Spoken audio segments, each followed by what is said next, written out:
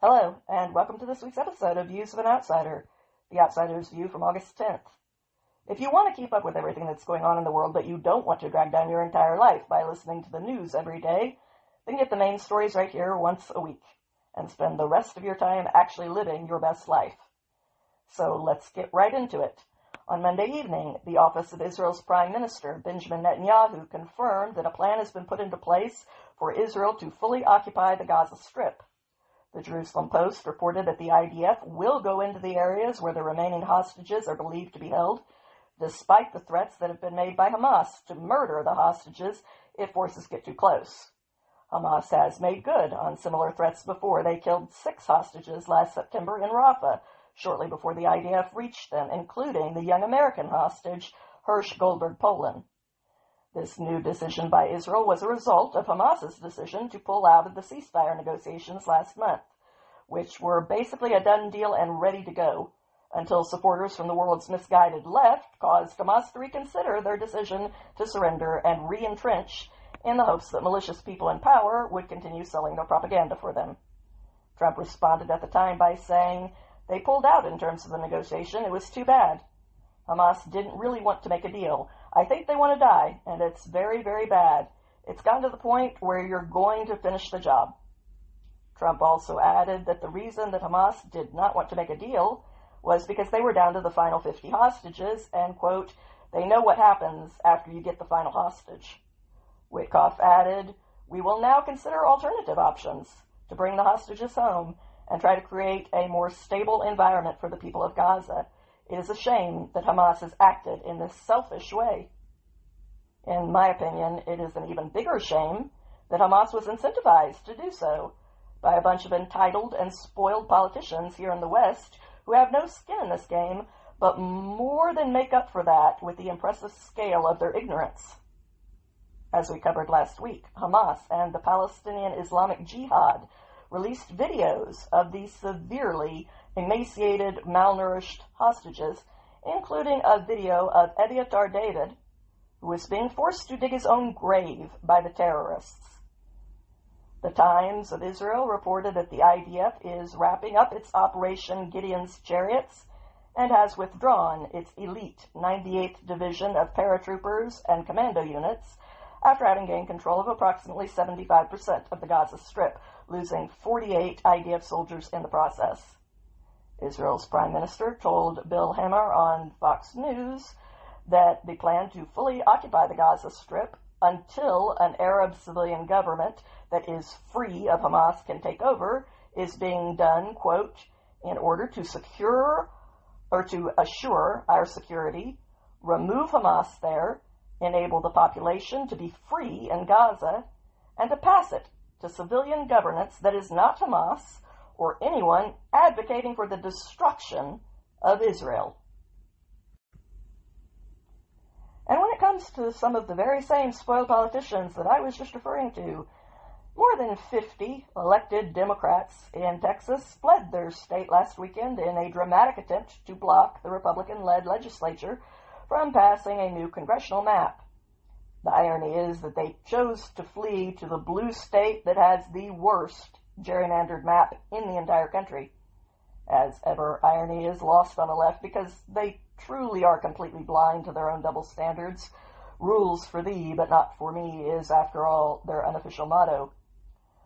Foregoing AWOL on the people who elected them to represent their interests, civil arrest warrants were issued by the Texas House, while Governor Greg Abbott threatened the lawmakers with felony bribery charges for accepting funds to finance their unauthorized vacation, and he directed state law enforcement to arrest them upon their return.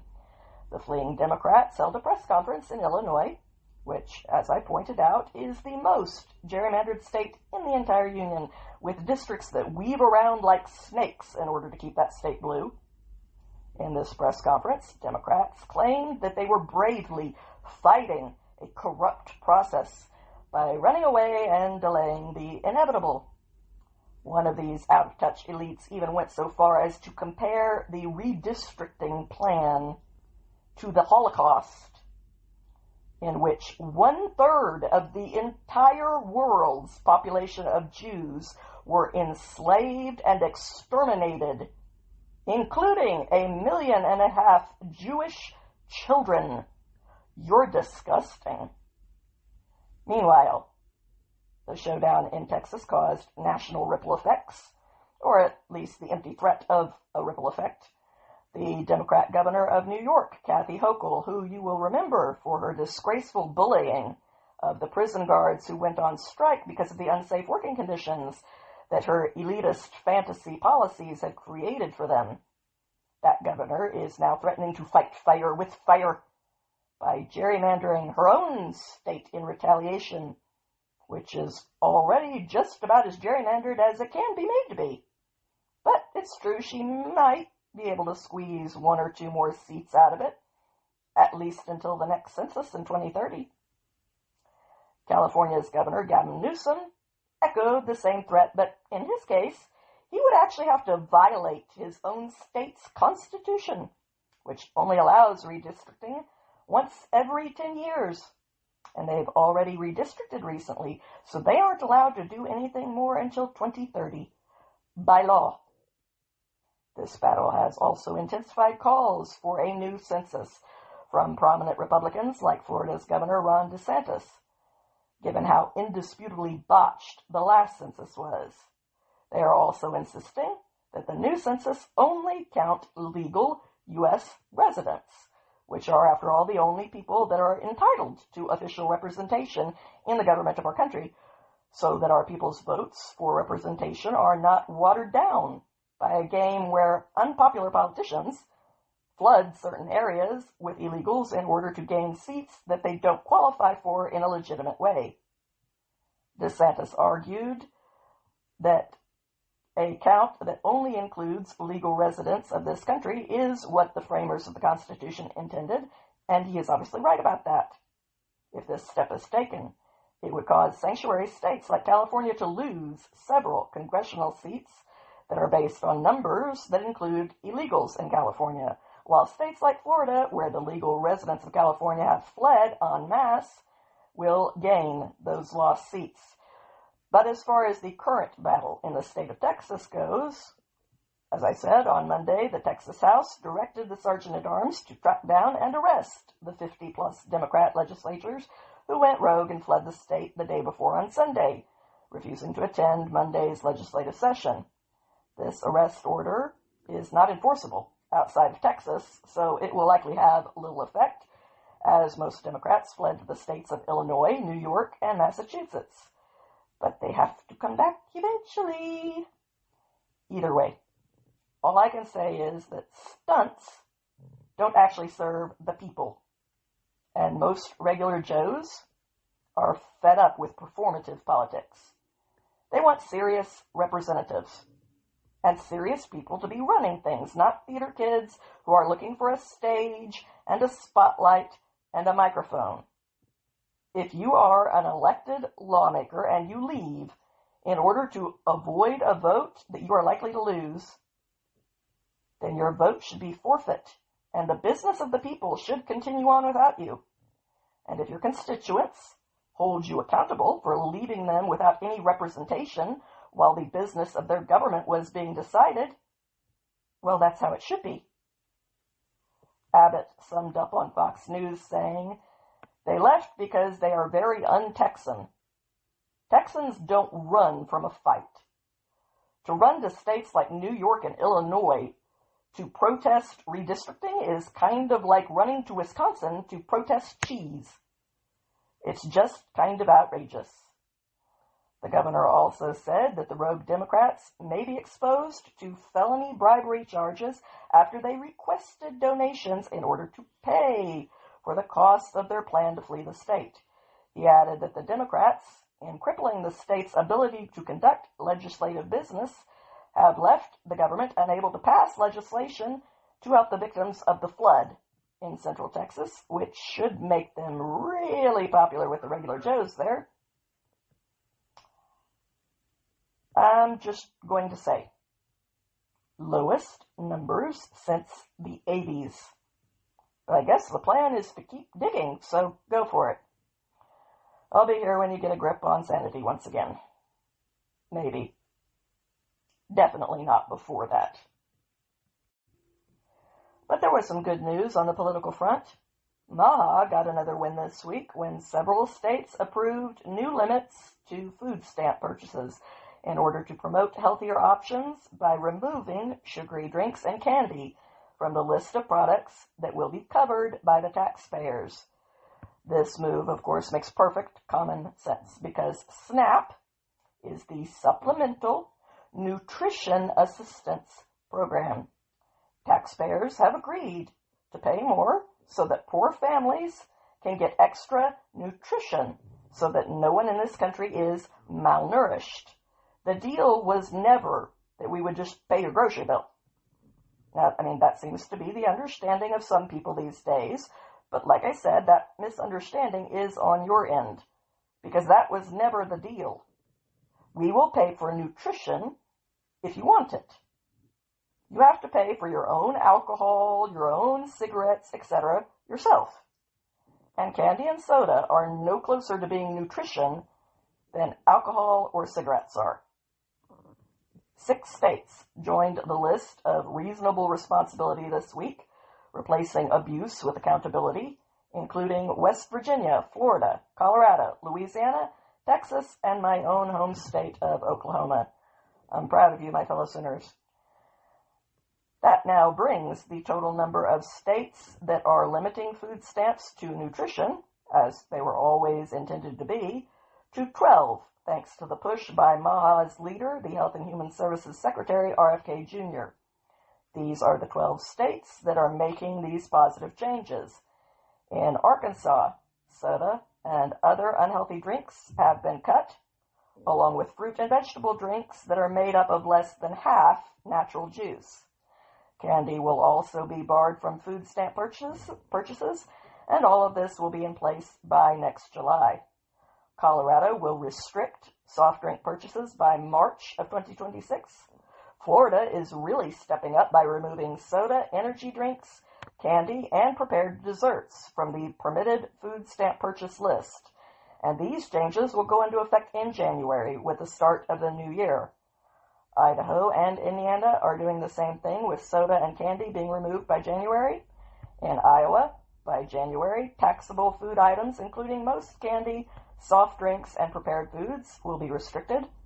Louisiana is restricting SNAP purchases to limit soft drinks, energy drinks, and candy by mid-January. Nebraska will restrict soda and energy drinks by January. Oklahoma is restricting soft drinks and candy by January. Texas will bar sweetened drinks and candy from SNAP purchases by April. Utah will bar soft drinks by January, and West Virginia will restrict soda by January of 2026. And Tennessee has requested to join the list, which would bring the total to 13. When this was announced on Tuesday, Kennedy reaffirmed his message that every individual should be free to eat whatever they want to.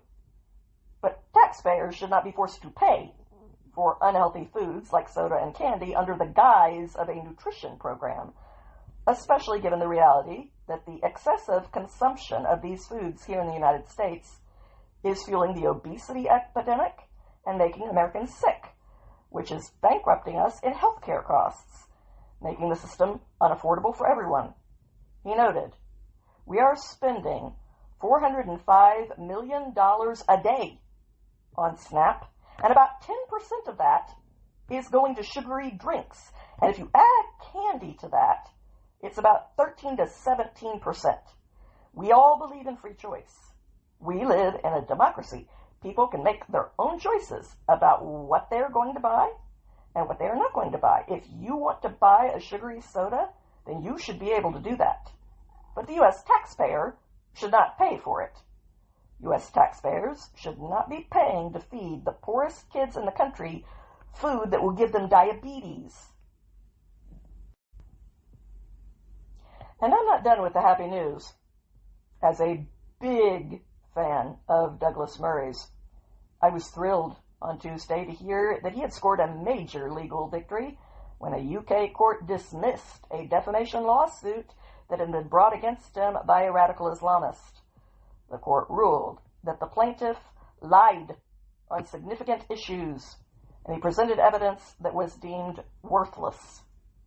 The court's ruling explained that this all started when Murray wrote a column back in September of 2022 in The Spectator that claimed that the influencer Mohammed Hijab, quote, was a street agitator who, in the context of disturbances between local Muslims and Hindus, whipped up his followers and made disparaging comments about Hindus.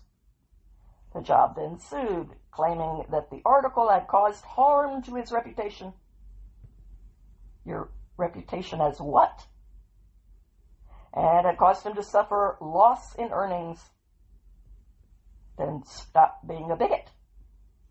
The judge apparently agreed, and he has now dismissed Hijab's defamation suit completely, writing, as a witness, he was combative and constantly argumentative. He sought at every turn to debate with counsel, responding to questions with questions of his own, arguing his case rather than giving straightforward responses, and denigrating the character of the second defendant, to whom he bears palpable personal animosity. I am satisfied that he lied on significant issues, with the consequence that his evidence overall is worthless. Specifically, I am satisfied that he lied in respect of the events at Golders Green, the counter-protest at the Rally for Israel, the seminar on Hinduism at the Sapiens Institute, his repudiation of vigilantism, his evidence as to the involvement of the Hindutva, his evidence about his choice of language in his speech, and his evidence in support of his claims for financial losses. The Spectator reported that, quote, Hijab appeared to have invented contracts after Douglas's article was published in order to claim damages for bogus cancellations. The earnings Hijab claimed to have lost included a £3,500 a month deal to be a brand ambassador for the charity One Ummah, a £1,500 a month advertising contract with the supplements company Nature's Blend, and £30,000 for a Ramadan fundraising campaign with the charity Salam. But messages that he relied on for these claims had the appearance of being contrived for the purpose of those proceedings, the judge said. Additionally, according to the court ruling on May 23, 2021, 2.5 years before Hamas committed the atrocities of the October 7th massacre, at a rally for Israel in the vicinity of the Israeli embassy, Hijab grabbed a megaphone and, quote, gave a speech to a group of men, many of whom were wearing masks and hoods, where he yelled, the truth of the matter is we are with the brothers and sisters of Palestine, and we will get our vengeance in this dunya or the Akira. We will get our vengeance, and believe you me, we believe in a God that is just, and we will get our justice either in this world or in the hereafter. And the difference between us and them is this. They think that life begins, but for us, we believe that death begins. We believe that life begins at death. We don't care about death. We love death. Yeah, I know you do, buddy. And that's why you and your death cult are my enemies, and I will do everything in my power to see you defeated at every turn and to combat the ugly truth that you preach. At an anti-Israel protest that was organized by Hijab, one of the protesters declared, we'll find some Jews there. We want the Zionists. We want their blood. And that's according to the court's findings. The Spectator was triumphant in the end, asserting Hijab sought to show that the Spectator had published something untrue. He failed. But he also wanted to intimidate Douglas and the magazine. He sought damages of tens of thousands of pounds and tried to recuperate his legal costs of hundreds of thousands of pounds. He attempted to use Britain's legal system to silence journalists and to paint himself as an upstanding citizen turned victim. This has backfired, end quote. And I, for one, am thrilled to see it happen that way, because I also believe in a just God. Now, in a follow-up to last week's headline, on Tuesday, the Tennessee Bureau of Investigation announced that the alleged murder suspect, Austin Drummond, is now in police custody following a 6-day manhunt. Drummond was caught in Jackson, Tennessee, after being spotted near a local church on Sunday, where the surveillance footage showed him trying to enter the locked doors while carrying a rifle, according to Fox News.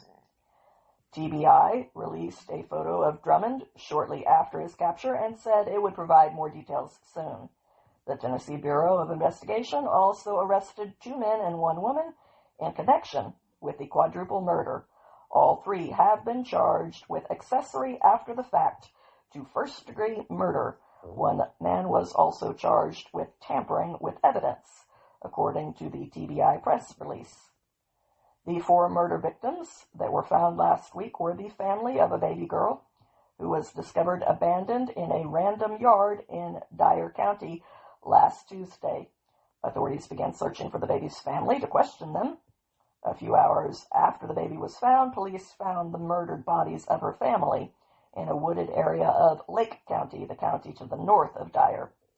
The victims were identified as the baby's mother, 20-year-old Adriana Williams, the baby's father, 21-year-old James Wilson, the baby's grandmother, 38-year-old Courtney Rose, and the baby's 15-year-old uncle, Braden Williams. According to the district attorney, Danny Goodman, Drummond knew his victims and was out on bail for attempted murder and drug crimes when they were slain. Drummond had only been out of prison for 2 whole months when he allegedly committed those crimes after being convicted of armed robbery back in 2014, according to NBC News. This is why the 3 strikes rule was a good thing, because it saved a lot of innocent victims. Your ability to get a 4th chance after flushing the first 3 right down the toilet does not outweigh someone else's right to life. Justice was being dealt out elsewhere as well. On Tuesday, the Attorney General of Texas, Ken Paxton, issued a press release where he announced that he will seek judicial orders based on the claim that the state legislators who fled to Illinois had vacated their offices by doing so. He added, quote, "Democrats have abandoned their offices by fleeing Texas, and the failure to respond to a call of the House constitutes a dereliction of their duty as elected officials. Starting Friday, any rogue lawmakers refusing to return to the House will be held accountable for vacating their office. The people of Texas elected lawmakers, not jet-setting runaways looking for headlines. If you don't show up to work, you get fired." Paxton's release also argued that by refusing to perform the duties that they were elected to perform, the Democrats who left the state had effectively abandoned their offices. The release read, quote, "Attorney General Ken Paxton has announced that the continued refusal to perform legislative duties by Texas House Democrats who broke quorum constitutes abandonment of office, and that he will pursue a court ruling ensuring that their seats are declared vacant."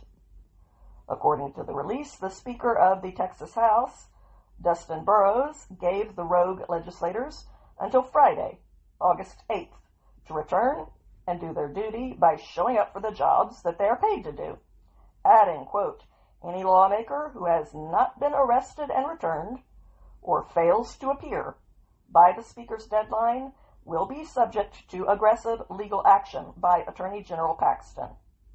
That same day, the Republican governor of Texas, Greg Abbott, asked the Texas Supreme Court to remove the Democrat House Caucus Chair, Jean Wu, from office for being among the more than 50 Democrat lawmakers who fled the state during the middle of an ongoing session. Abbott's claim is that Wu has violated the state constitution and therefore effectively forfeited his seat. Abbott wrote, "What is at stake here? nothing less than the future of Texas. If a small faction of recalcitrant lawmakers choose to run out the clock today, they can do so for any and every regular or special session, potentially bankrupting the state in an attempt to get their way. That means every state budget could be held hostage until the whims of a small faction of legislators are satisfied. The lawsuit claimed if representatives are free not to show up whenever they choose, then Texans simply do not have a representative government. In fact, they don't have a functioning government at all. This court should make clear that a legislator who does not wish to perform his duties will be stripped of them. The suit also argues that soliciting donations in order to pay the $500 daily penalty for missing a legislative session amounts to bribery. But while elites apparently can't stop making asses of themselves, regular Joes are choosing to rise up as examples. Washington, D.C. has a new hero, a young man still in his teens who stepped in to protect a woman who was being assaulted during an attempted carjacking. 19-year-old Edward Cortesine, who currently works at the Social Security Administration after serving as a leader in the DOGE project, originally became famous after the entire media pulled out their fainting couches to go through their whole pearl-clutching routine, because it turned out that this young man had once used the handle Big Balls online. I know, it's horrifying. And we were all supposed to be scandalized, but we were normal, so nothing actually happened, and the whole embarrassing spectacle was forgotten and hastily swept under the carpet. Well, now this kid has not only helped to end the truly egregious abuses of government organizations that were robbing hard-working taxpayers blind in order to pay for the most frivolous pet projects that they could concoct, not to mention taking a healthy chunk of our tax dollars to fund personal luxuries for themselves. But now, on top of exposing all of that, this kid has put his life on the line in a way that many people simply would not, including his morally superior, I need my smelling salts, critics in the media. The attack reportedly happened on Sunday morning around 3 a.m. near DuPont Circle. According to CBS News, police arrested two 15-year-olds at the scene who were trying to flee and charged both of them with unarmed carjacking. The rest of the teens successfully fled when law enforcement arrived. On Tuesday, President Trump shared a photo of Cortesine after the attack in which she was covered in blood, and a fed-up Trump threatened to federalize D.C. over its ongoing rampant crime, saying, I have to say that somebody from DOGE was very badly hurt last night. You saw that. A young man who was beat up by a bunch of thugs in D.C. Either they're going to straighten their act out in terms of government and in terms of protection, or we're going to have to federalize and run it the way it's supposed to be run. According to CBS News, the woman that Edward saved was his significant other. They reported that the young couple found themselves surrounded by approximately 10 teenagers who made a comment about taking their vehicle.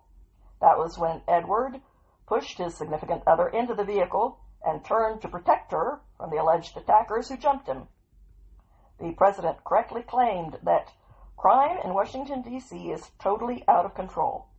Local youths and gang members, some only 14, 15, and 16 years old, are randomly attacking, mugging, maiming, and shooting innocent citizens, at the same time knowing that they will be almost immediately released. They are not afraid of law enforcement because they know nothing ever happens to them. But it's going to happen now. The law in D.C. must be changed to prosecute these minors as adults and lock them up for a long time, starting at age 14. The most recent victim was beaten mercilessly by local thugs, Washington, D.C. must be safe, clean, and beautiful for all Americans, and importantly for the world to see. If D.C. doesn't get its act together, and quickly, we will have no choice but to take federal control of the city and run the city how it should be run, and put criminals on notice that they're not going to get away with it anymore. Perhaps it should have been done a long time ago. Then this incredible young man and so many others would not have had to go through the horrors of violent crime. If this continues, I am going to exert my powers and federalize this city. Make America great again. Out in the world, Cortesine has been hailed as a hero for his bravery. The popular account Libs of TikTok, for example, posted, "Wow, the DOGE employee who was brutally beaten in D.C. for defending a woman has been identified as none other than Big Balls. Big Balls is a hero." And I have to agree with that assessment. There were other matters involving public safety on Tuesday when the Health and Human Services Secretary, RFK Jr., announced that his department is canceling 22 mRNA vaccine development contracts that cost around $500 million in total. Kennedy said mRNA vaccines, including the most widely used COVID-19 immunizations, have been ineffective. So his department is instead shifting that limited amount of funding from mRNAs to, quote, safer, broader vaccine platforms that remain effective even as viruses mutate. He added online that after reviewing the science and consulting top experts at the NIH and the FDA, HHS has determined that mRNA technology poses more risks than benefits for those respiratory viruses. One mutation and the vaccine becomes ineffective. This dynamic drives a phenomenon called antigenic shift, meaning that a vaccine paradoxically encourages new mutations and can actually prolong pandemics as the virus constantly mutates to escape the protective effects of the vaccine. As an example, RFK noted that millions of people caught the Omicron variant of COVID despite being vaccinated. This is due to the fact that a single mutation makes mRNA vaccines ineffective. He went on, "Let me be absolutely clear. HHS supports safe, effective vaccines for every American who wants them. That's why we're moving beyond the limitations of mRNA for respiratory viruses and investing in better solutions."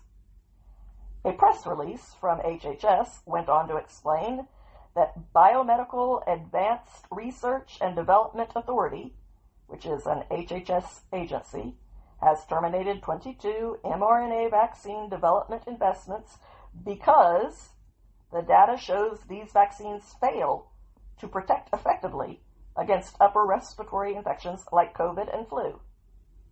BARDA will now focus on platforms with stronger safety records and transparent clinical and manufacturing data practices. Technologies that were funded during the emergency phase but failed to meet current scientific standards will be phased out in favor of evidence-based, ethically grounded solutions like whole virus vaccines and novel platforms.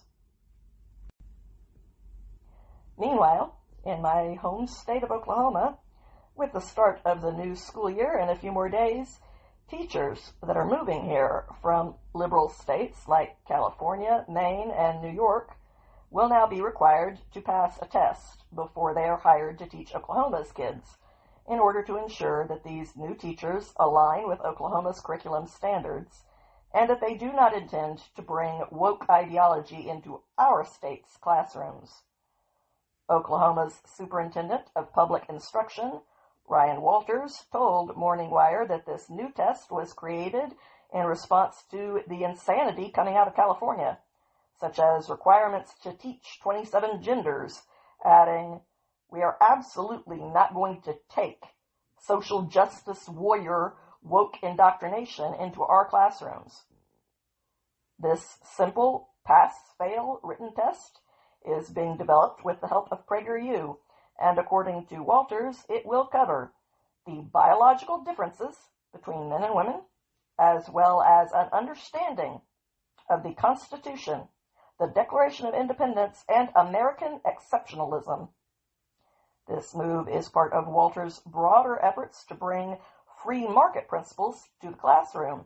He also made sure to note that Oklahoma is actively recruiting the top 10% of teachers in the country and has implemented a merit-based pay system with over 1,000 of our teachers now on track to make $100,000 a year in exchange for achieving exceptional results. I am all for raising education's quality and paying teachers what they deserve in order to get the best results and incentivize exceptional outcomes. And I am all for putting up guardrails in order to keep the mind virus out of the heartland. We don't want to become California. California has the right to be California. We have the right not to be. We get to choose for ourselves just like you do. And this is our choice. To give you one example of arguments that may sound virtuous on the surface, but which have a very ugly underbelly to them. A Tennessee man who brutally shot his girlfriend and her 6-year-old and 9-year-old daughters to death all the way back in 1988 was finally executed for his vicious crimes on Tuesday. But the media headlines didn't focus on the fact that this savage killer got to live out 37 additional years of life after taking life away from 2 innocent children. Instead, the media coverage centered around the arguments of critics of the execution, who pointed out that the state had refused to deactivate the murderer's implanted defibrillator, which might have caused him a bit of pain while he was dying. I certainly hope so, and here's why. Before 69-year-old Byron Black executed his girlfriend, 29-year-old Angela Clay, and her 2 daughters, 9-year-old Latoya and 6-year-old Lakeisha. He had been involved in a dispute with Clay's husband, Bernie, from whom she was separated. Black shot Bernie Clay in the shoulder and was sentenced to 2 years imprisonment with work release. Then, after getting off light, when he was temporarily released, Black entered Angela's Nashville home on March 28, 1988. Court records show that Black executed the sleeping young family at point-blank range. So, if you're keeping track, this lowlife got 40 more years of life than his oldest victim did, the mother. He got 6 decades more life than the oldest child that he murdered. Yes, he got 7 times more life than that innocent little girl. And he got 63 more years of life than the 6-year-old child that he shot point blank. 10 times the amount of life that little child got to live. And I assure you, their deaths weren't painless either. Most people's aren't. So why should this killer's death be better than everyone else's? Those babies died terrified and in pain. So do I feel bad that this guy may have felt a twinge of discomfort while he was dying? Do I feel bad? Only that he didn't suffer a lot more. And only that he wasn't executed before the 90s started. Now, the only reason that this sounds harsh to modern ears is because we always get to hear about the suffering of the criminal while we are also shielded from the horrors of how the victims suffered. Not today. Part of the story only leads to lopsided conclusions, so today we're going to balance those scales of justice. This particular murder case was summarized as follows. Investigation revealed the bodies of Angela and her 9-year-old daughter, Latoya, in the master bedroom. Angela, who was lying in the bed, had apparently been shot once in the top of the head as she slept and was rendered unconscious immediately and died within minutes. Dr. Charles Harlan, Chief Medical Examiner for Davidson County, testified that she was probably shot from a distance of 6 to 12 inches and that her gunshot wound was the type usually caused by a large caliber bullet. Latoya's body was found partially on the bed and partially off the bed, wedged between the bed and a chest of drawers. She had been shot once through the neck and chest. Blood on her pillow and a bullet hole in the bedding indicated she had been lying in the bed when shot. Dr. Harlan testified that she was shot from a distance of greater than 24 inches from the skin surface. The bullet path and type of shot indicated that death was not instantaneous, but likely occurred within 3 to 10 minutes after her being shot. Bullet fragments were recovered from her left lung. I want you to think about that little girl's death, drowning in her own blood. Both victims were under the bed covers when they were shot. The body of Lakeisha, age 6, was found in the second bedroom, lying face down on the floor next to her bed. She had been shot twice, once in the chest, once in the pelvic area. Dr. Harlan testified that she had died from bleeding as a result of a gunshot wound to the chest. She was shot from a distance of 6 to 12 inches and died within 5 to 30 minutes after being shot. Abrasions on her arm indicated a bullet had grazed her as she sought to protect herself from the attacker. Bullet holes and bloodstains on the bed indicated that she was lying in bed when shot and had moved from the bed to the floor after being shot. There were bloody finger marks down the rail, running from the head of the bed to the foot of the bed. But the headlines of the morally superior people focused on the legal battle that had been fought over black after a judge ruled back in July that his cardioverted defibrillator should be deactivated in order to avoid causing him prolonged pain when he received his lethal injection of pentobarbital. On July 31st, the Tennessee Supreme Court vacated a preliminary injunction that required the Tennessee Department of Corrections to deactivate Black's cardioverted defibrillator. Black's attorney filed requests for a stay of execution with the United States Supreme Court, claiming, among other contentions, that Black was at risk of a, quote, prolonged and torturous death. No. A prolonged and torturous death is what happened to his victims. Children who slowly bled out and drowned in their own blood. A slow and torturous death is what happened to them, not to him, unfortunately. On August 4th, the Supreme Court denied all of the stay applications. According to USA Today, Black complained as he was dying, "This is hurting so bad." Not as much as you deserve, which is the concept behind balancing scales of justice. The punishment is supposed to fit the crime. This did not. But not because it was too cruel. It was far too light. Black's attorney, Kelly Henry, stated, quote, "The fact that he was able to raise his head several times and express pain tells you that the pentobarbital was not acting the way that state's experts claim it acts. The state of Tennessee killed a gentle, kind, fragile, intellectually disabled man in a violation of the laws of our country simply because they could. No one in a position of power, certainly not the courts, was willing to stop them.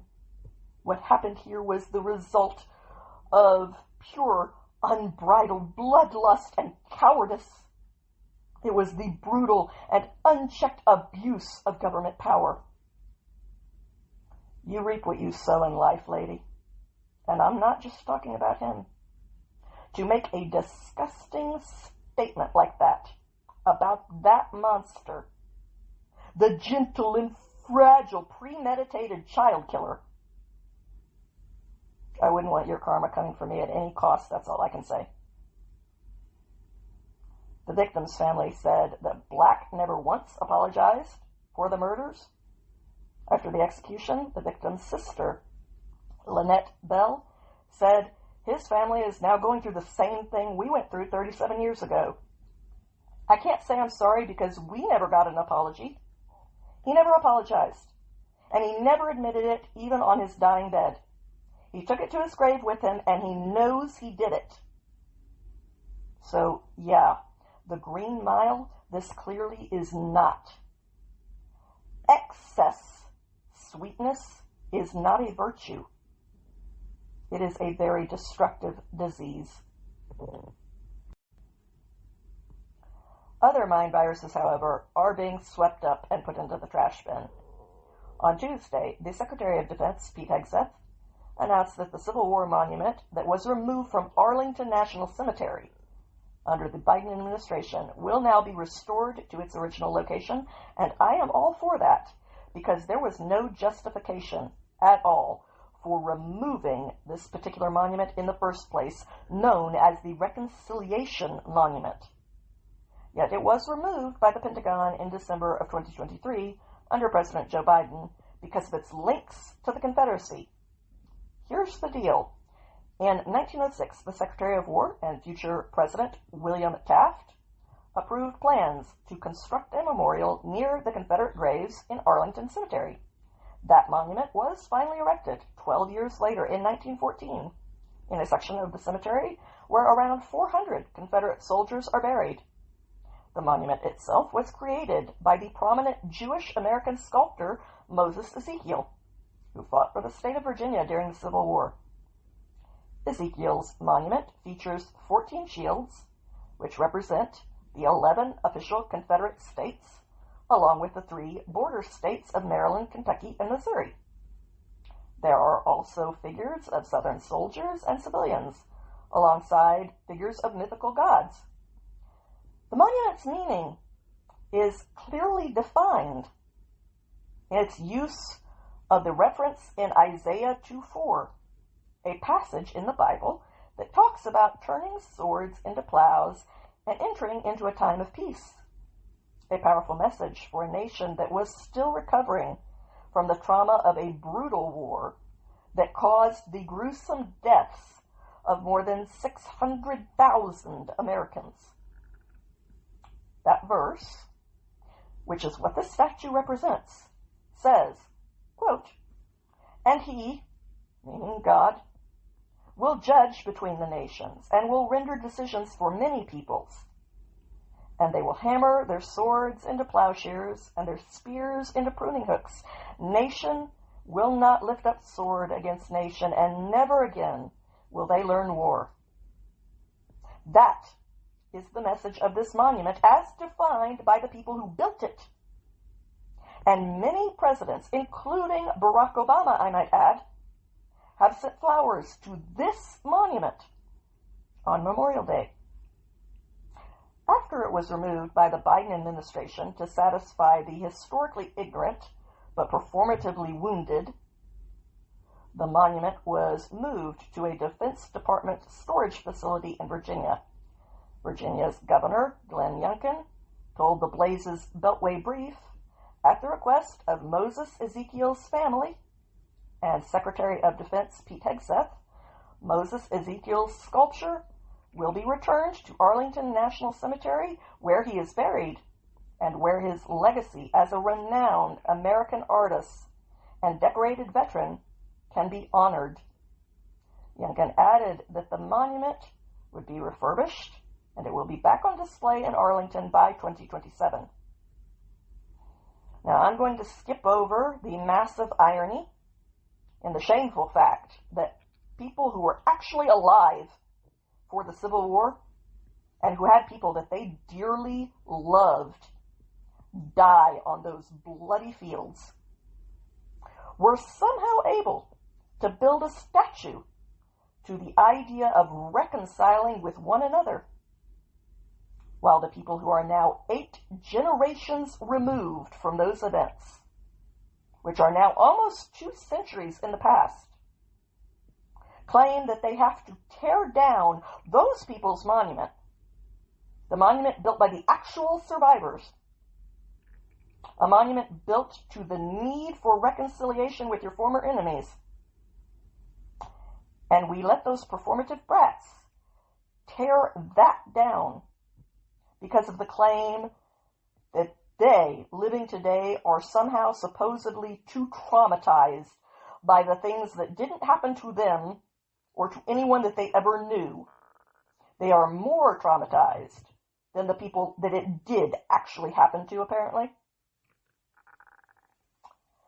The need that we have today to divide ourselves into groups of enemies really says something about us, especially by comparison to those much bigger people who actually were enemies, and yet they still set their very legitimate grievances aside, and then somehow we think we're better people than they were with our pet grievances,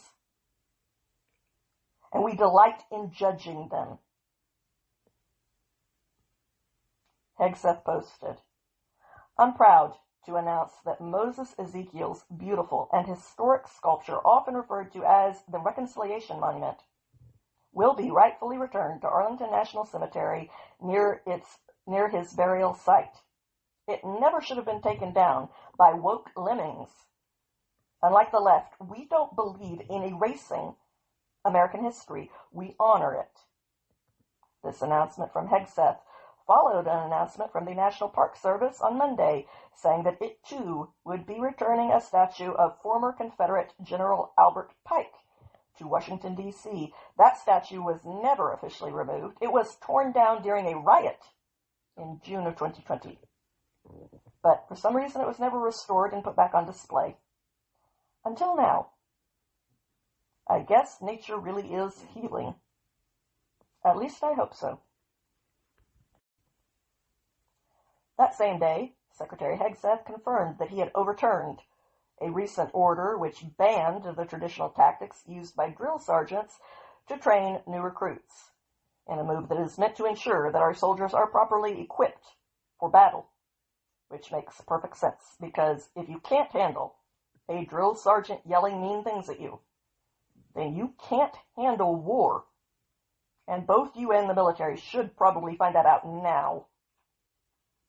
On July 30th, Colonel Christopher J. Hollows, the commander of the 197th Infantry at Fort Benning, Georgia, issued a memo banning bay tossing. This is the practice where a drill sergeant enters the room with the trainees' bunks unannounced, inspects their wall lockers and bunks, and then flips over any mattresses and lockers that don't pass muster, and loudly orders the trainees to clean up the mess. This was banned. Yeah, I can see why something that barbaric was banned for all of 6 days. The enemy would never be that mean.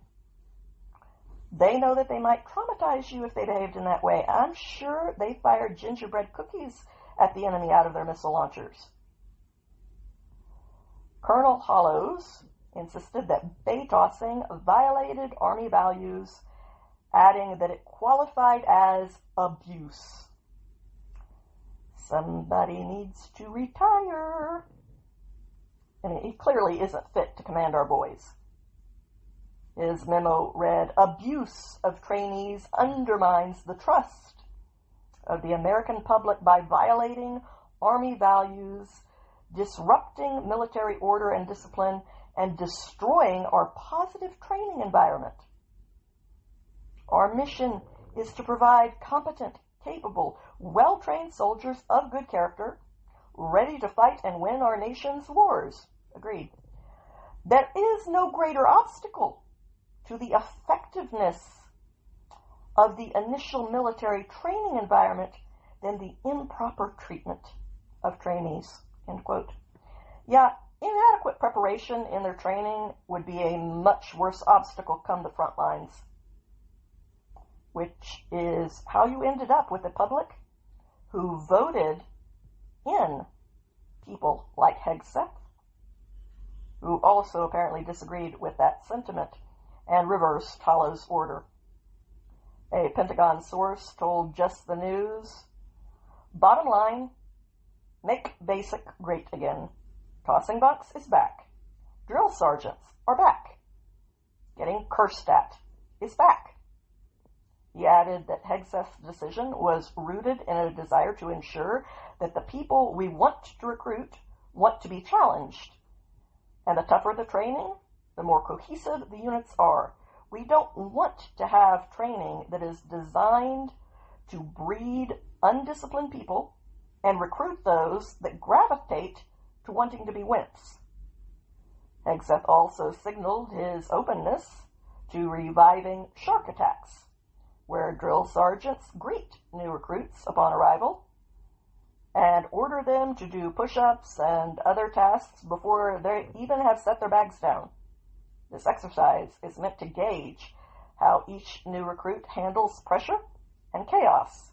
This practice was mostly stopped in 2020 and replaced with an exercise referred to as the first 100 yards, an exercise designed to build camaraderie and encourage teamwork. Many other people seem to be up for facing challenges in the name of serving something bigger than themselves. In addition to the military's high recruitment numbers, the Superman star of Lois and Clark, a show which I'm just going to admit that I loved in my teens, Dean Cain, announced this week that he has signed on with ICE, and he encouraged others to join as well. In a video that he posted to X, Cain said that joining forces with ICE was the best way for him to continue serving and protecting the people of the United States. He posted the following: "Join ICE. We need your help to protect. For those who don't know, I am a sworn law enforcement officer as well as being a filmmaker, and I felt it was important to join with our first responders to help secure the safety of all Americans, not just talk about it. So I joined up." Cain informed his audience of the benefits package and the pay for new agents, including a $50,000 signing bonus. And he encouraged his fellow patriots to think about what they could do to help protect American citizens. You know, that whole idea of ask not what your country can do for you, ask what you can do for your country. It's back. Cain posted the following: "Since President Trump took office, ICE has arrested hundreds of thousands of criminals, including terrorists, rapists, murderers, pedophiles, MS-13 gang members, drug traffickers, you name it. Very dangerous people who are no longer on the streets. So if you want to help save America, ICE is arresting the worst of the worst and removing them from America's streets. I like that. I voted for that. They need your help. We need your help to protect our homeland and our families. So check into it and join today if it's something that tickles your fancy, because we can use you." Cain also talked about his decision with the Fox News host Jesse Waters on Wednesday, where he explained that he wasn't entirely sure yet what his actual duties might be. When asked whether he'd be one of the agents jumping out of vans to apprehend criminals in the streets, he said, "I will do whatever Director Lyons wants me to do. If that's what it takes, absolutely. I somehow doubt I'll be in that position, but I would be there in a heartbeat. These brave men and women need someone to stand up for them. So rarely these days are we seeing that." End quote. Good for you, Superman. finally a celebrity that I don't have to be ashamed of. Way to step up, be a man, and set a good example. Hats off to you. But not everyone aspires to selfless acts of heroism. Some people apparently like wallowing in the muddy sewage. Earlier this week, a Jewish family in Clayton, Missouri, which is a suburb of St. Louis, a family whose son had served in the IDF, was targeted by a firebombing. 3 cars burned, and a message that read, "Death to the IDF," followed by the name of their son, was spray-painted on the street. Clayton, Missouri has a significant Jewish population, which is now understandably very concerned about being targeted by violent, bigoted radicals. Another family whose children have also served in the IDF have asked the police to monitor their area. According to Rabbi Jeffrey Abraham, earlier this year, the IDF veteran, who was singled out by this attack, had spoken publicly about what he had witnessed in Israel, and that made him the target of a protest where a poster called for, quote, "a powerful demonstration to oppose the Zionist military presence in our community and to demand accountability for those who help commit atrocities abroad." A coalition of Jewish organizers issued the following statement. "We condemn, in the strongest terms, the attack on members of our community last night. This is more than vandalism. It is a hateful act of intimidation, and only the latest example of what happens when anti-Semitic and anti-Israel rhetoric are normalized. We are a resilient community, and we will not be deterred in our quest to uproot anti-Semitism and hatred alone and with our partners. Anti-Semitism is a social ill that must be rejected by all of society." Missouri's Senator Eric Schmidt posted this on X. "This targeted attack against the Jewish community in St. Louis is horrific and must be met with full condemnation. Anti-Semitism has no place in our society. Everyone involved in this awful attack must be held accountable to the fullest extent of the law." Leo Terrell, the chair of the DOJ's task force to combat anti-Semitism, stated, "I am outraged. Anti-Semitic violence has no place in America, not in St. Louis, and not anywhere. We will pursue every avenue to bring the perpetrators to justice. If you commit anti-Semitic hate crimes, you will be caught, and you will be held accountable." Missouri's state representative, George Huza, whose father is a Holocaust survivor, stated that the firebombing was an act of pure evil, adding, "Nothing happening in the world at large can justify such a hateful act. This incident is anti-Semitism, plain and simple.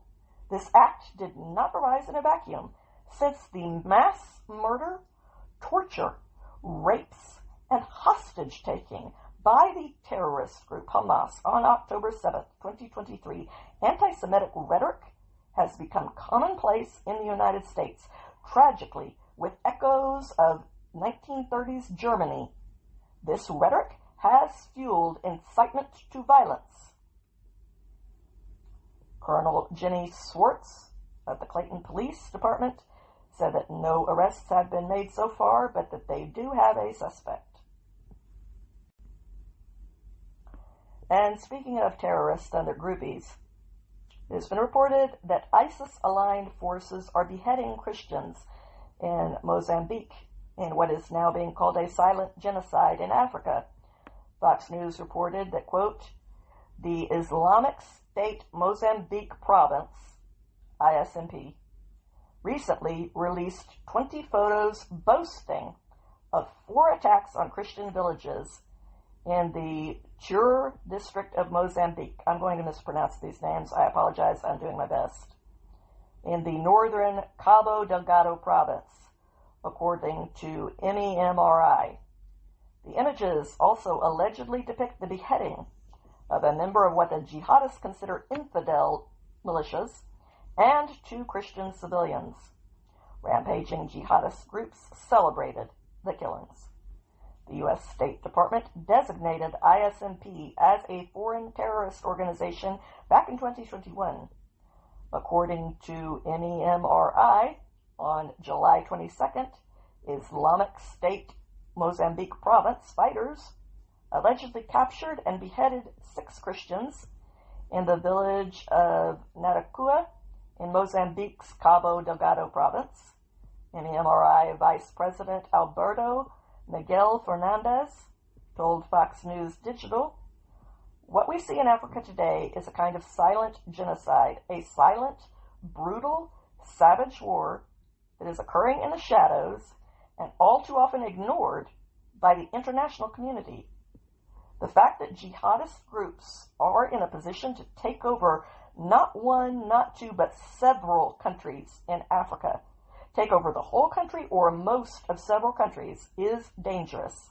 It's very dangerous for the national security of the United States, let alone the security of the poor people who are there.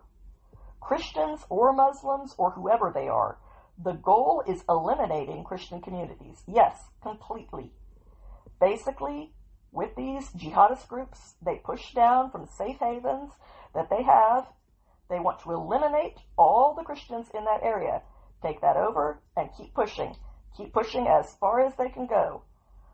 Non-Christians, say the Muslim population, are given a choice. Either join us or you too will face killing and annihilation. Christians, of course, are not going to be asked to join. Christians are going to be targeted and destroyed. I'm no fan of the United Nations in general, but I think what they're doing is kind of the lowest common denominator. It's kind of easy to be vague like that. The fact that some of this and some of the worst of it is happening because of a deep anti-Christian animus, hatred of Christians, religiously based hatred of Christians, is something that the UN usually doesn't like to talk about, end quote.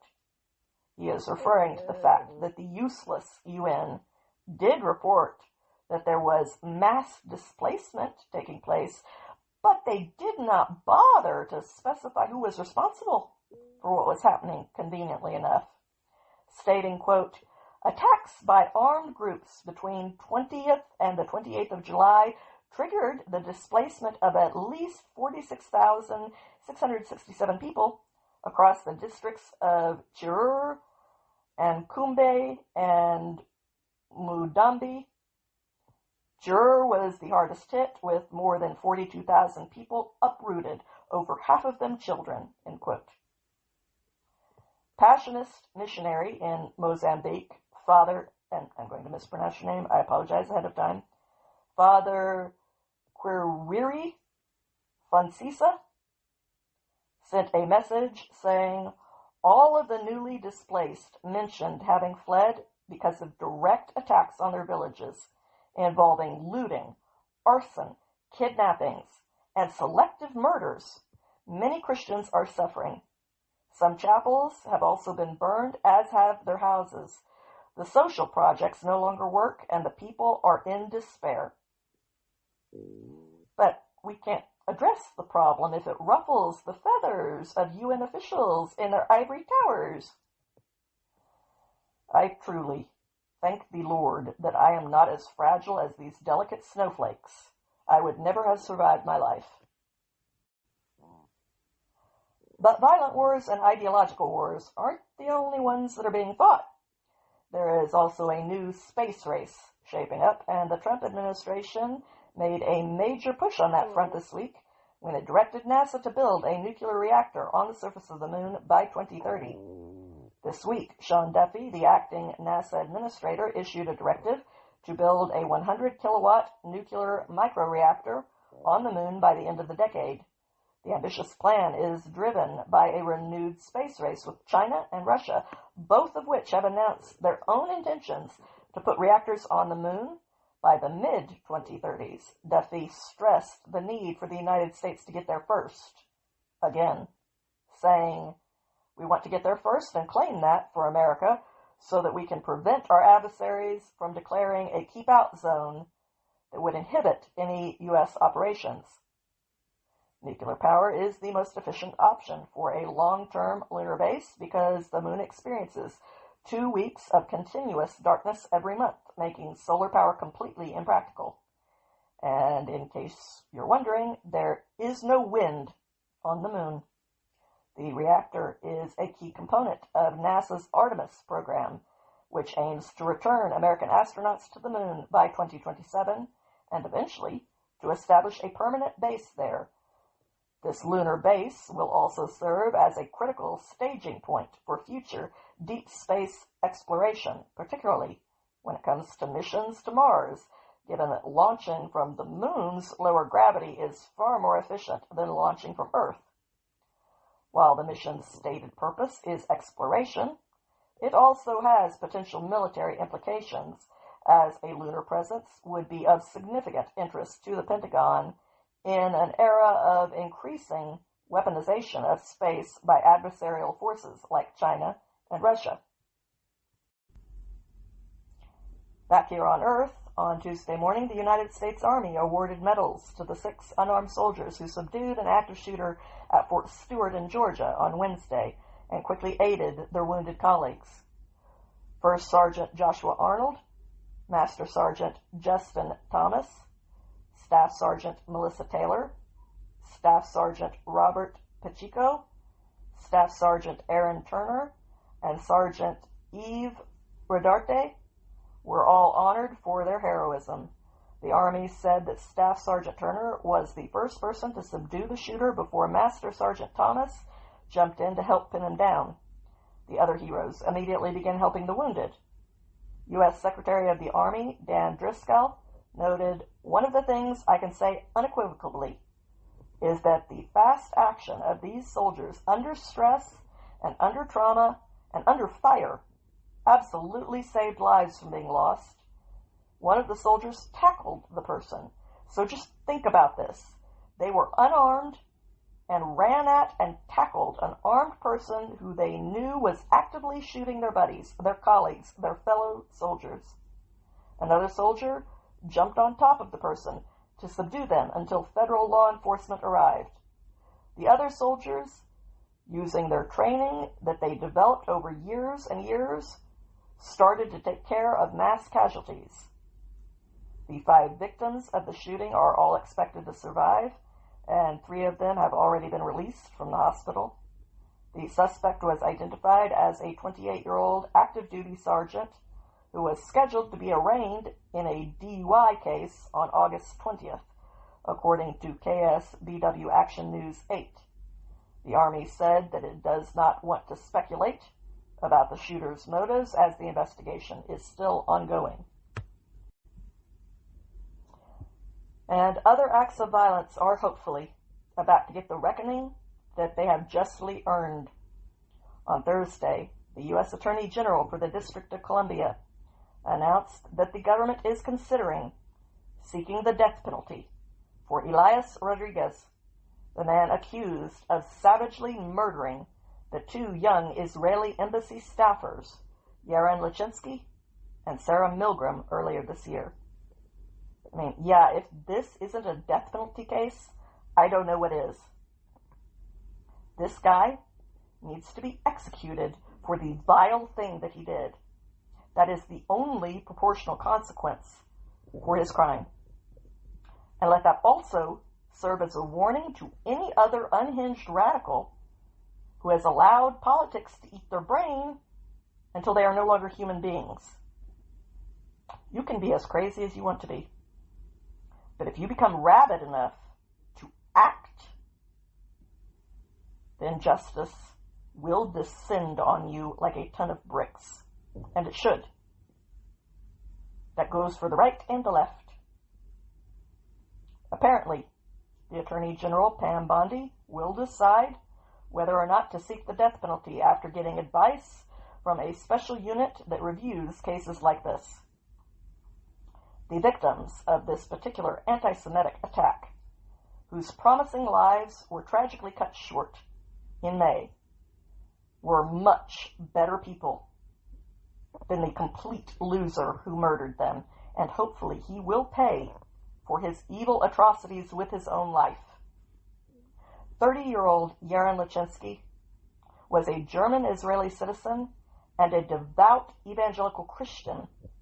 He immigrated to Israel at the age of 16. He served in the IDF and began working as a political analyst at the embassy in 2022. He had just bought an engagement ring so that he could propose to 28-year-old Sarah Milgram, who grew up in the Kansas City suburbs and was a full-time employee at the embassy's Department of Public Diplomacy.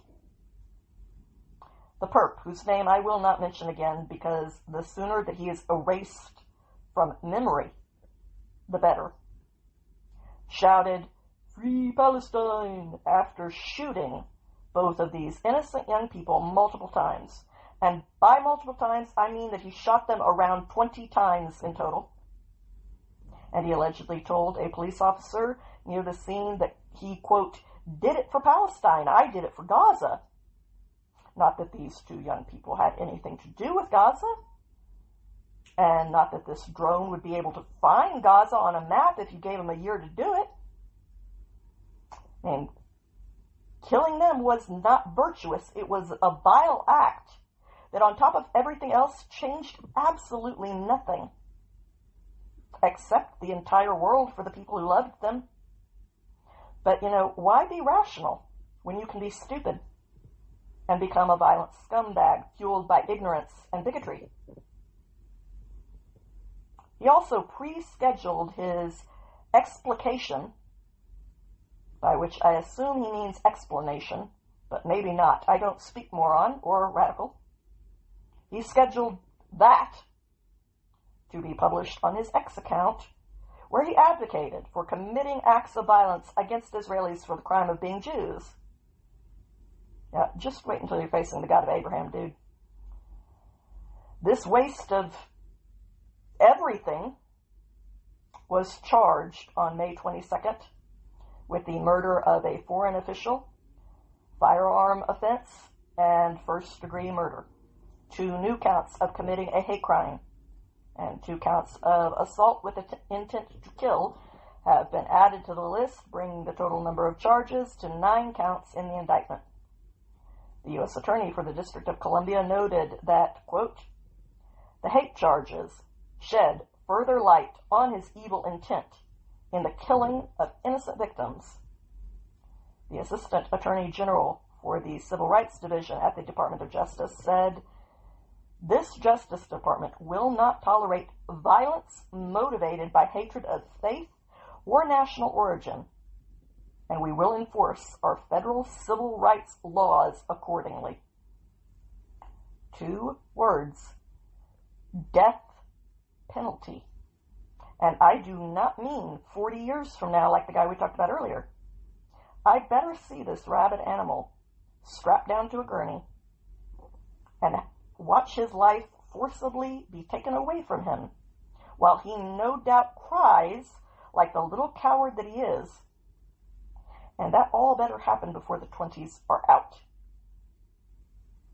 And he really should be grateful that I'm not in charge, because I am not being hyperbolic when I say in all seriousness that I would bring back hanging for him, and I'd make it a public one.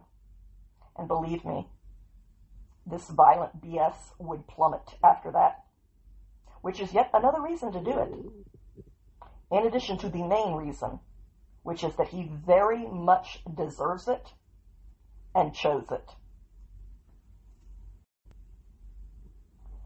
Switching to international news. On Thursday, the Prime Minister of Cambodia nominated President Trump for the Nobel Peace Prize after he intervened in his country's conflict with Thailand. This makes the 3rd nation to nominate him for this honor after less than 3/4 of a year in office. The first nomination came from Israel's Prime Minister earlier this summer for the historic strides that he has made towards achieving peace in the Middle East. This nomination was followed by one from Pakistan, who nominated him for helping them resolve its war with India.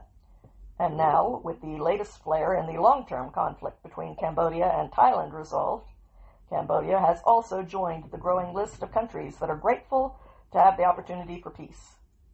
because of a few people's willingness to project strength and power in the world. The nomination read, in accordance with the wishes of Cambodian people, both inside and outside of Cambodia, as well as to express our sincere appreciation for President Donald Trump's initiative and support, contributing greatly to immediate ceasefire between Cambodian and Thai forces, and his continuous attention on its successful implementation until peace is fully achieved between the two countries, I, as the Prime Minister of Cambodia, have submitted to the Norwegian Nobel Committee an official letter of nomination for President Donald Trump for the Nobel Peace Prize. Trump helped to achieve this ceasefire between the two Southeast Asian nations after 5 days of clashes that included airstrikes and artillery shelling, which left dozens dead and displaced over 300,000 people along the roughly 800-kilometer or 500-mile border, according to Bloomberg News. On July 28th, after negotiating the ceasefire, by making that a condition of lowering the high tariffs that he had threatened to impose on both countries, Trump posted, I am proud to be the president of peace. Thai PBS World reported that their social media platforms have been inundated with hashtags such as hashtag thanks Trump, hashtag President of Peace, and hashtag Trump for Peace Prize, with users hailing him as a global peacemaker, memes, portraits, and tributes featuring Trump alongside the U.S. and Cambodian flags, and images of Cambodian refugees, especially children, have gone viral. End quote. But back in the homeland, not everything was coming up roses. On Thursday, Baltimore disgraced itself, and I can't even pretend to be surprised by it. The man who brutally beat down two elderly pro-life advocates got off with no jail time at all after a judge sentenced him to 1 paltry year of home confinement, during which he is allowed to leave for work. And he got 3 years of probation for viciously beating up two elderly people. State prosecutors had requested a total of 10 years in prison, asking that the judge send a strong message of deterrence against attacking people in broad daylight over their political and religious views. And instead, an entire mockery of the very concept of justice is what they got. The sentence for 28-year-old Patrick Bryce, a man who was way old enough to know better, was handed down by Baltimore City Circuit Judge Yvette M. Bryant, who I am naming because she should lose her spot on any bench for a ruling that is that egregious. Bryce was convicted in February after he left 73-year-old Mark Crosby and 84-year-old Richard Schaefer bloodied outside of a Planned Parenthood on May 26, 2023.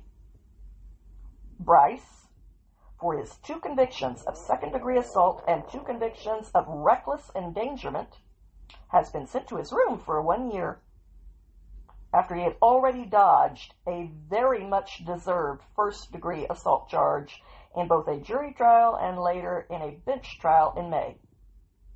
Crosby, one of his victims, believes that Bryce should have been charged with a hate crime as well, because he says that Bryce yanked a crucifix that he was wearing off of his neck and threw it into the bushes. Bryce denied having any animosity towards Christians, something that the video discredits. But, why wouldn't we believe this guy over the video?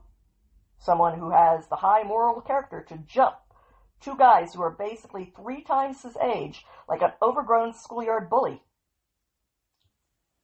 Like I said, this entire attack was captured on surveillance video that shows Schaefer and Bryce engaging in a heated argument outside of the downtown Baltimore Planned Parenthood facility. The video then shows Bryce tackling 84-year-old Schaefer into a potted plant. Crosby, who was standing across the street, then runs over, and Bryce pushes him to the ground. Then he straddles 73-year-old Crosby and punches him in the face before standing up and kicking him in the head until he's unconscious. After the trial, in front of the courthouse, Crosby said that this is what Baltimore has become, saying Baltimore City is criminal-friendly. It's not victim-friendly at all, especially if you're a senior. Judges do not like pro-lifers. They don't like us saving babies. I don't know why. After the attack, Crosby was treated for a fractured bone in his face, blindness in one eye, head and neck pain, 2 fractured fingers, and bruising on his arms and legs. Crosby brought a few trinkets to the sentencing, photos of his bloodied face, and the stained shirt that he was wearing the day he was attacked. The shirt was ripped from being cut off during shock trauma. Schaefer and Crosby both gave victim statements during the sentencing. Schaefer said that no matter how this goes, he would be back at Planned Parenthood, a promise that he has already kept. He also flatly denied that he had done anything to provoke Bryce, as suggested by Bryce's sleazy lawyer, and the since complete video footage that has been released backs up the victim's claim, not the sleazy lawyer's claim. Crosby's victim impact statement was read for him by his lawyer. In the statement, Crosby asked for a lengthy prison sentence due to the brutality of the attack and the fact that he, quote, kicked me in the face like a football player kicking a field goal. During the trial, Bryce said that he was sorry for what he did, which might mean something if he was a toddler who had thrown his choo-choo across the room because it was nap time. I am sorry fixes nothing coming from a grown-ass man who jumped 2 senior citizens and beat the hell out of them for having wrong-think. He said, quote, I was having a bad day. And that he was not an abortion activist, something that the complete tape proves to be a lie, because that was actually what he was angry about when you listen to the dialogue. Adding, quote, I really am sorry. Well, I don't believe you. And even if I did, that has absolutely nothing to do with you paying the consequences for your bad choices like every other adult does. But for the record, I think that, in the words of Rhett Butler, you're like the thief who's not the least bit sorry he stole, but he's terribly, terribly sorry he's going to jail. And that's what you are afraid of. Bryce's lawyer claimed that we should all feel sorry for the big bad elder beater because his client had lost jobs and a relationship because of this case. Well, I would hope so. And he deserves a lot more than that, which he is not going to get until Judgment Day. Crosby's lawyer told the Daily Wire justice was not served in this case. Sentencing, I thought, would end up right where it was because they were going to give him all the slack in the world. But some people still do believe in making the bad guys pay. As seen in the report, that President Trump has issued a directive to the Pentagon to target drug cartels in Latin America because of the advanced weapons capabilities of these criminal groups, which are used to threaten legitimate governments and the rule of law and order. The damage that these cartels inflict on Americans is astronomical.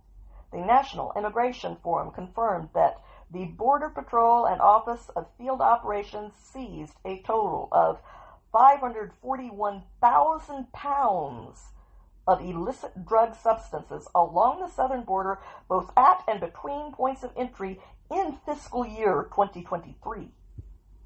On August 1st, the Department of Justice announced that 6 men had been sentenced to federal prison terms for their roles in purchasing high-caliber firearms in the United States for resale to Mexican drug cartels, noting that the trafficked firearms included high-caliber, armor-piercing, and anti-material weapons.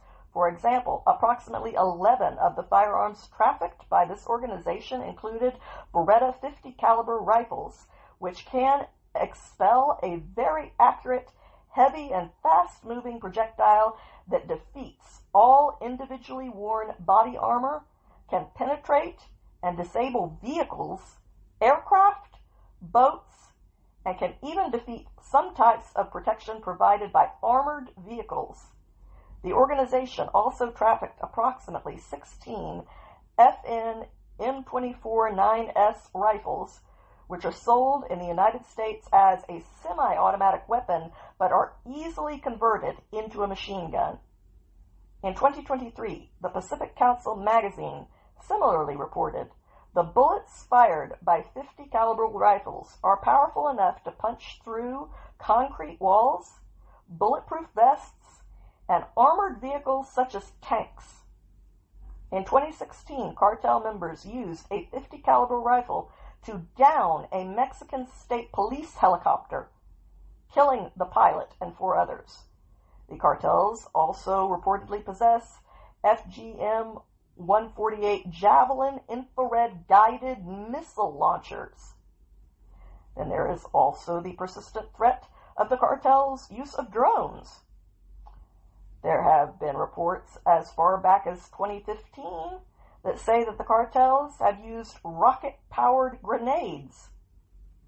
So on Friday morning, the New York Times reported that President Trump had signed a directive ordering the Pentagon to begin using military force against the drug cartels that the administration has labeled as terrorist organizations in Latin America.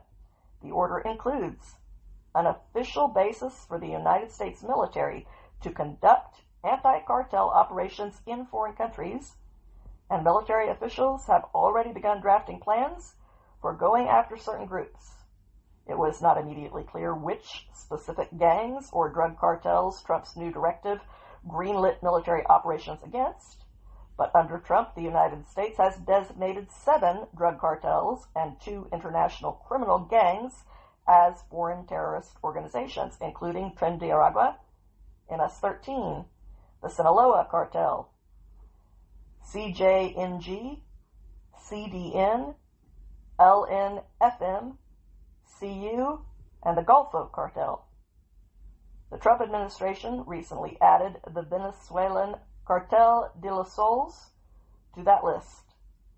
This particular cartel is apparently operated by Venezuela's president, Nicolas Maduro, and other high-ranking government officials, according to the Times, which probably has something to do with Tuesday's move by the United States to up the bounty on Maduro to $50 million, given that they cited his ties to transnational gangs and drug cartels, and which Pam Bondi also referenced, saying Maduro uses foreign terrorist organizations like Tren de Aragua, Sinaloa, and Cartel of the Suns to bring deadly drugs and violence into our country. To date, the DEA has seized 30 tons of cocaine linked to Maduro and his associates, with nearly 7 tons linked to Maduro himself. This new order is among the most significant steps that Trump has taken to fulfill his promise to wage war on cartels that have trafficked fentanyl and other drugs into the United States at the cost of hundreds of thousands of American lives. President Trump said of the drug cartels, they are horrible people that have been killing people left and right. They've made a fortune on selling drugs and destroying our people. For this next story, I'm going to share some excerpts of an article that was written by Aaron Wythe, who is the CEO of Freedom Foundation. Over the past 2 years, the woke left has increasingly taken up a particularly alarming cause, anti-Semitism. Disturbingly, one of the most vocal proponents of this toxic ideology is perhaps the one best positioned to disseminate it where it does the most damage, in our children's ears. With astonishing regularity, the nation's largest teachers union, the National Education Association, finds itself embroiled in controversy around its attitudes towards Jews and the conflict in Israel.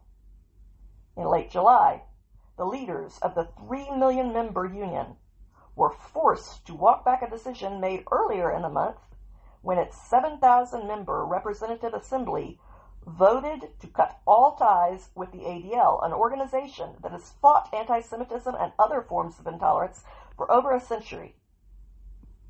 The body approved a measure stating that the National Education Association will not use, endorse, or publicize materials from the Anti-Defamation League, such as its curricular materials or statistics. It reasoned, despite its reputation as a civil rights organization, the ADL is not the social justice educational partner it claims to be. The hypocrisy is palpable. A week after its July 6th gathering in Portland, Oregon, members of the union's Jewish Affairs Caucus penned a letter to NEA President Becky Pringle, noting that individual Jewish delegates to that event were vocally mocked, harassed, and threatened in ways that dishonor our union. The letter continued, most unfortunate of all was how the NEA's official statement framed the situation as if U.S. classrooms were an extension of the battleground in Gaza. Presenting human dignity as a zero-sum game is perilous for all minorities. History teaches us that when one minority is deprived of its humanity without comment, others will be too.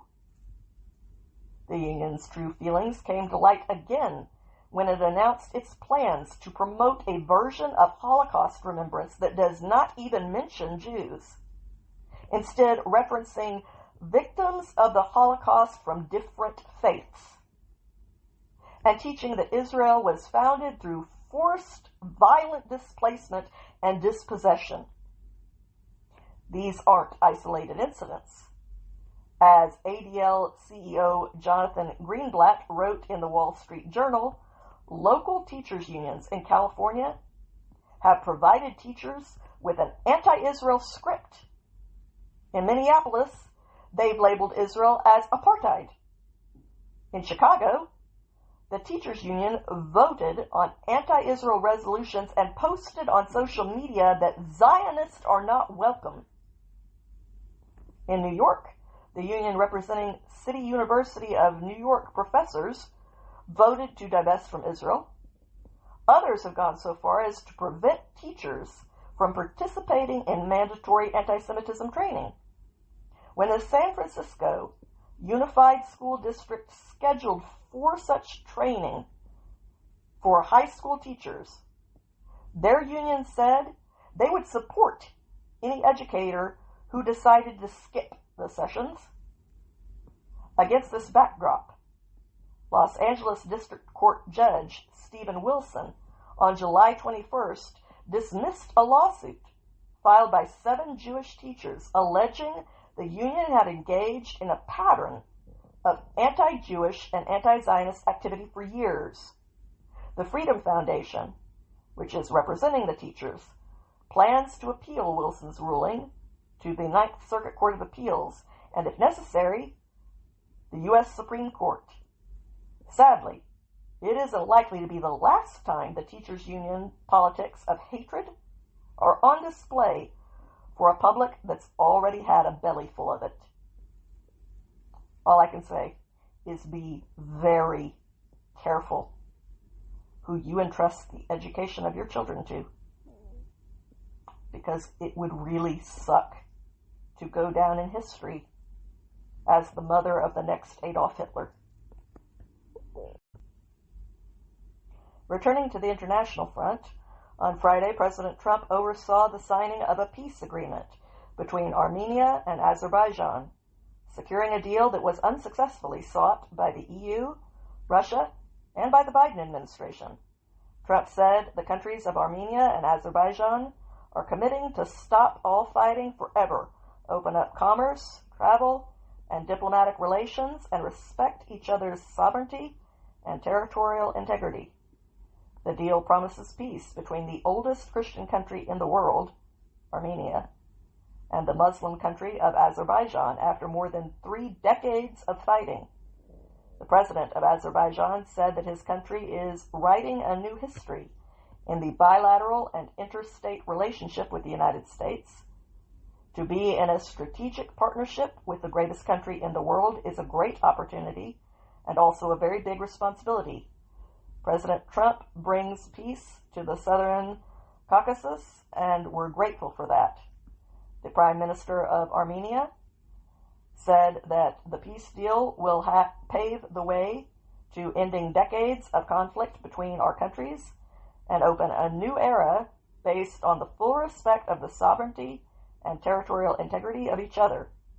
He also told President Trump that today's great achievement is yet another testimony to your global leadership and your legacy as a statesman and a peacemaker on the world stage. I'm smelling a fourth nomination. We'll see. And if we're really lucky, a fifth peace deal may be on the way. On Friday, President Trump announced that he would be meeting with Russia's President Vladimir Putin on Friday, August 15th in Alaska, posting, "The highly anticipated meeting between myself as President of the United States of America and President Vladimir Putin of Russia will take place next Friday, August 15th, 2025, in the great state of Alaska. Further details to follow. Thank you for your attention to this matter." That same day, the Wall Street Journal reported that Putin had told the Trump administration midweek that he would be willing to end the war with Ukraine in exchange for the region in eastern Ukraine known as the Donbass. Putin reportedly made the offer to Witkoff during their meeting in Moscow on Wednesday. As far as next Friday's meeting goes, some of Trump's stipulations for the summit included that no European leaders be present and that Putin agrees to also meet with Ukraine's President Zelensky. Trump's deadline for Russia to reach a peace deal with Ukraine before heavy sanctions are imposed ended this Friday. But with a date for the summit fixed for the very near future, Trump may choose to extend that deadline. Trump said that where things went from here would be up to Putin. I'm going to switch gears for this final story. We live in a polarized world, or so we hear. And there is truth to that claim. The division couldn't be clearer, and the gulf that lies between us couldn't be wider. But that doesn't mean that both sides of that gulf are equal in size. Volume isn't necessarily an accurate representation of numbers. That's the reason why ancient armies used to bang their shields before battle.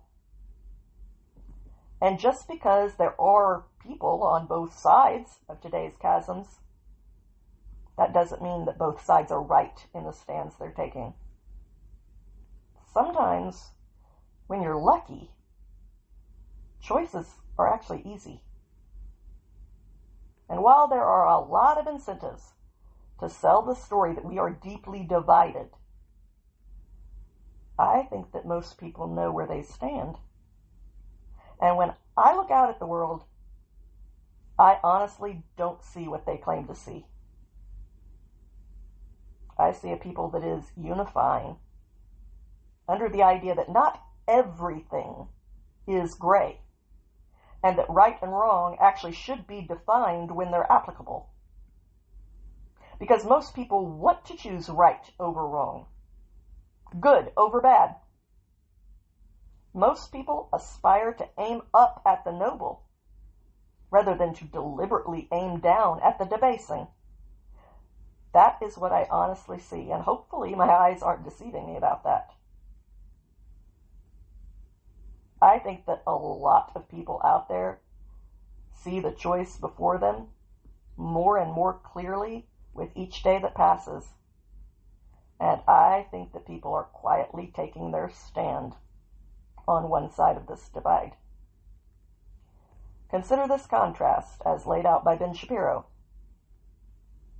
Let's contrast an actual heroic human being, the kind we need more of in America, the kind the media hates, with a person who's awful, a person the media continues to tout. First, the hero. His name is Edward Cortesine, and he was ripped up and down by the media when he first came onto the public scene. Why? Because he was working for Elon Musk's Department of Government Efficiency. And he was known as Big Balls. According to the left-wing media, the idea that you would have a young man who calls himself with this moniker looking over the American budgetary system and saying, this doesn't belong, and this doesn't belong, was the end of the world. That was terrible. That was awful. We couldn't have somebody like that working in our system. But it turns out that Edward Cortesine isn't just a young genius who is capable of looking at budgetary numbers and figuring out where the waste, fraud, and abuse are. It turns out he is an amazing dude. According to Politico, a 19-year-old man known as Big Balls, who played a key role in the DOGE initiative to shrink the size of government, was assaulted over the weekend in Washington, according to city police. Edward Cortesine, who still works for the government, was assaulted by approximately 10 juveniles near DuPont Circle about 3 a.m. Sunday, according to the police report obtained by Politico. Police arrested two 15-year-olds as they attempted to flee the scene. A black iPhone 16, valued at $1,000, was also reported stolen during the incident, according to the report. President Donald Trump posted a photo on his social media platform showing a shirtless Cortesine with what appeared to be blood spattered on his face, body, and pants. He called for a change in the law so that the juveniles who attacked him could be charged as adults. Then Shapiro read Trump's post, which we already covered, so we'll skip that part. And Shapiro asked, what exactly happened here? Apparently, Cortesine said that the assailants approached him outside his vehicle while he was with a woman identified in the report as his significant other. He told police officers he got the other person into the vehicle just before he was attacked. The young man made sure that the woman was not attacked. Elon Musk wrote on X a few days ago, a gang of about a dozen young men tried to assault a woman in her car at night in D.C. A DOGE team member saw what was happening, ran to defend her, and was severely beaten to the point of concussion. But he saved her. It is time to federalize D.C. Remember, the media thought that this kid, this young man, was bad. He was bad because he was very online, and he was young, and he was smart, and he wanted to go through the governmental records. This was the kind of person we needed fewer of in America. According to our legacy media, Big Balls was the problem with America. Meanwhile, the media was championing another young man, claiming that he is the kind of person America needs. That would be Mahmoud Khalil. Mahmoud Khalil, of course, was the import from abroad, an activist who hates America, who hates the West, who hates Israel, who is not only complicit in anti-Semitism, but is an anti-Semitic provocateur. He was imported to Columbia University to essentially act as an activist against the West, against America, against Israel, and against Jews. When the Trump administration looked at his participation in the violent student protests at Columbia, they decided to deport him. But a court stopped that deportation, and the entire left rallied to his cause. He was a victim. America needed more Mahmoud Khalils. Well, Mahmoud Khalil is now out there on the talk circuit, and he sat with Ezra Klein over at the New York Times, where he promptly explained to Ezra Klein that essentially October 7th was justified, that Israel had it coming, that there was no actual anti-Semitism at Columbia University or anything of the like. According to the left, this is the person, this Mahmoud Khalil, whom we need more of, and fewer of the big balls types of young men. We need more imports from third world countries who hate America and hate Jews and make our country worse. if you actually watch the entire interview with Ezra Klein, some of the things that Khalil said were astonishingly pro-terrorism. At one point he said, having lived in the Middle East most of my life, he lived in Syria. The only Jew that you hear about is someone who's trying to kill you. For those in Gaza and the West Bank, that's the only Jewish person they encounter. The one at checkpoints. The one raiding their homes. Khalil didn't grow up around Jews. He grew up in Syria. And yet he is openly stating that he grew up being raised to hate Jews. And so he came to the United States. He found a bunch of left-wing Jews, like Jewish Voices for Peace, which is not Jewish or a voice for peace. And according to him, that's what real Judaism is, which is an absurdity. Khalil told Klein, there was no anti-Semitism at Columbia. He said, it's not like anti-Semitism is happening at Columbia because of the Palestinian movement, which is, of course, a lie. And then he said, from the river to the sea, from the Palestinian perspective, no one ever said it's a violent call. I mean, except for the people who invented that chant and everyone who has ears and a functioning brain that hears it. And then, of course, he defended globalize the Intifada. He said October 7th was not an aggressive attack. I mean, they just gang raped a bunch of young people to death and burned mothers alive with their children strapped to them. They only beheaded babies and cut body parts off of toddlers in order to torture them in front of their parents. They merely shot family pets and took babies hostages. What's aggressive about any of that? It's practically a hippie love-in, according to Khalil. He said it was all just to break the cycle that Palestinians were not being heard.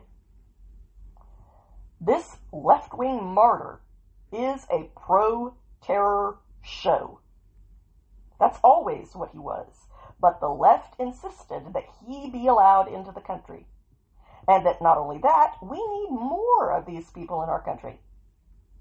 The contrast between the media's vilification of this young white man who was working for the federal government to cut waste, fraud, and abuse, the kind of person who will rush to a woman's side to save her from being assaulted by thugs, and the absolutely kid-glove, glowing treatment given to Mahmoud Khalil by Ezra Klein and the rest of the legacy media is astonishing and disgusting.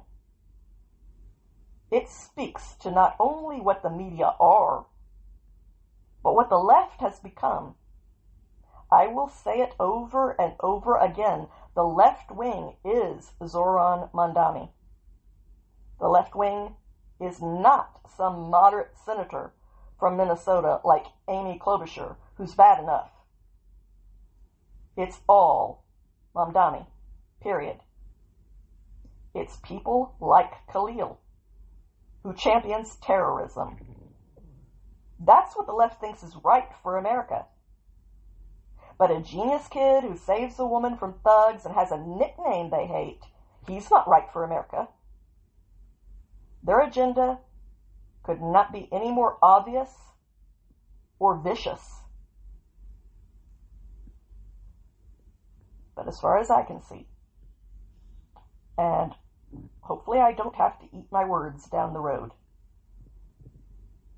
but the way I see it, the better the contrast, the easier the choice. So go for it.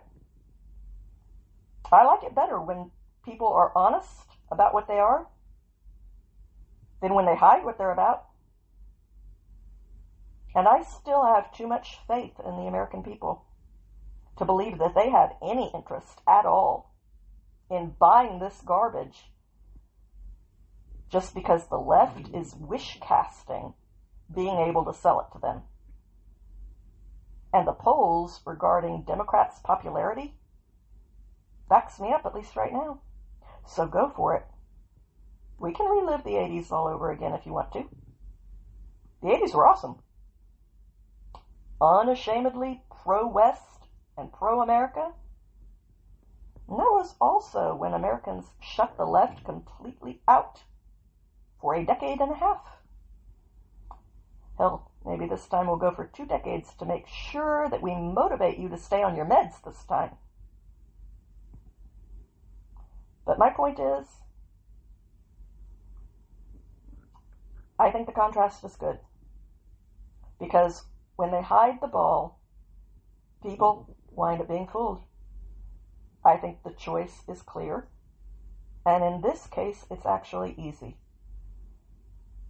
I think that the left has been so stripped of its own masks that they have permanently seared what they are into millennials and Gen Z. And I think that as long as those generations are around, the left is going to be very hard-pressed to fool them. Now, down the road, when we're all gone, and Gen Alpha, who's too young to remember this, and the generations that come after them don't remember any of this, I'm sure the cycle will repeat. But I am optimistic enough to believe that millennials and Gen Z have gotten an eyeful, and that more and more of them wake up every day. And that's a good thing.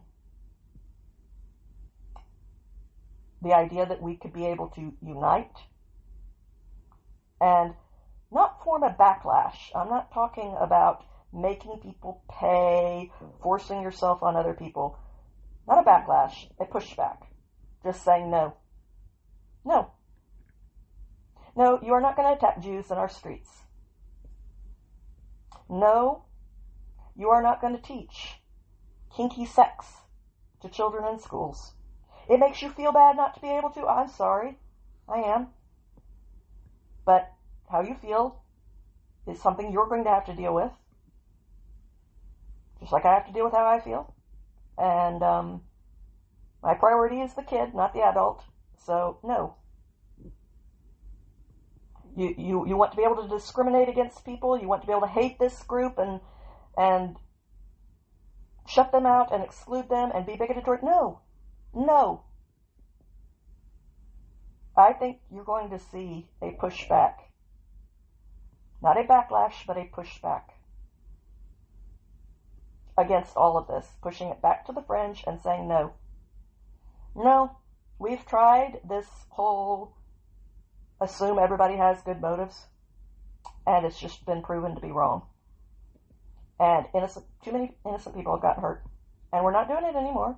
I'm sorry if that makes you feel bad. We're not doing it to make you feel bad, but no. No, we are taking a stand.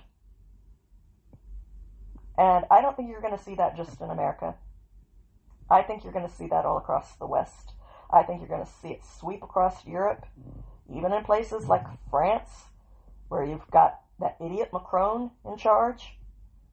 They're dealing with the results. The UK is dealing with the results in immigration, and I know a lot of people say it's too late for the UK. It may be. I hope not, because I've always really admired them. But I think all of these places are waking up. And I think the more people that do wake up, the freer people feel to admit that they see the divide. And I don't think both sides are equally alluring. I think one side is very repulsive. I know it was all the anti-Semitism that woke me the hell up. So thank you for that. Honestly. Thank you. I mean, I'm sorry that innocent people had to suffer, but I'm glad that I'm not fooled by this stuff anymore. And it hasn't given me a dark view of the world, because just because I know that not everybody is well-intentioned and not everybody wants good things, that doesn't mean that that's still not most people. Like I said, most people want to choose good over bad, right over wrong, what's noble over what's debasing. And I think you are going to see those people lock arms and say, here is the line. No. End of discussion. No. And I really hope that I'm right about that. I really hope that I'm not proven incredibly wrong. Anyway, that's it for me. Thank you for listening to today's episode. I hope that you enjoyed it. If you did, please help me build this podcast into a success by clicking the like and follow buttons, because that is what does the trick in making these things successful. And I hope that you come back again next week. Until then, have a good week, my friends.